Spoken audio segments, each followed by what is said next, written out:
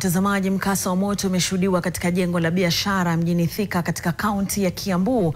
Mwanabiashara mmoja amekadiria hasara, huku wengine pamoja na wakazi wa eneo hilo wamewachwa na hofu miongoni mwao.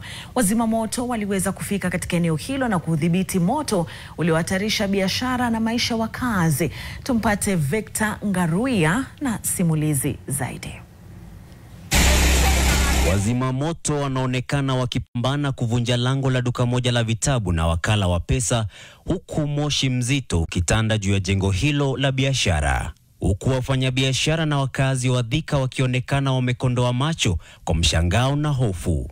Baada ya juhudi za dakika kadhaa, kikosi hicho cha wazima moto hatimaye kinafanikiwa kuingia na kuingiza bomba lao la maji likielekezwa kwenye chanzo cha moto huo.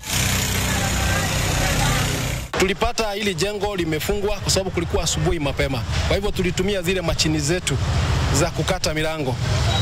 Tukakata milango na hatimaye tukaanza kuuzima ule moto.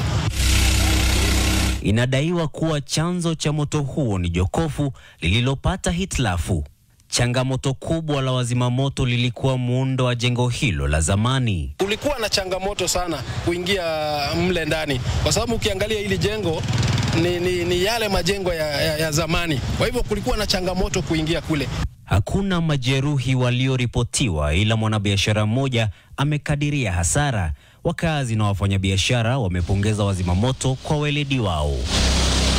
Wazima moto wanaonekana wako na hali ya juu na ujuzi wa kusima hiyo moto, kwa sababu kama hawangekuwa well trained, hiyo moto ingeharibu vitu mingi sana. Victor Ngaruya, NTV.